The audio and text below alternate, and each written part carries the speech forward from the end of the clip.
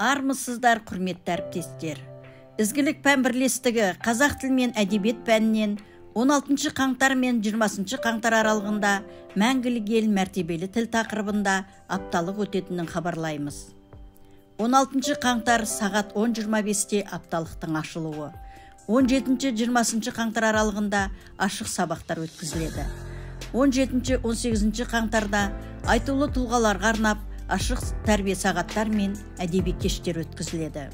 Атап айтсақ, Дулат Бабатайұлының туғанына 220 жыл толуына арнап, Дулаттың асыл мұрасы тақырыбында ашық тәрбие сағаты, Мұхтар Әуезовтің 125 жылдығына арнап, Асқар тау алыстаған сайын айқын көріне түседі тақырыбында әдеби сазды кеш. Ғабит Мүсіреповтің туғанына 120 жыл толуына арнап, Ғабит Мүсірепов ардақта тақырыбында ашық тәрбие сағаты. Сырбай Мәуленовтың туғанына 100 жыл толуына арнап, Сыршыл жырдың атасы тақырыбында әдеби кеш өткізіледі. 19 қаңтарда өлең сөздің патшасы тақырыбында мәнерлеп оқу сайысы өткізілсе, 20 қаңтарда апталықтың жабылуы, тіл білгірі сайыс сабағы өткізіледі деп жоспарлануда.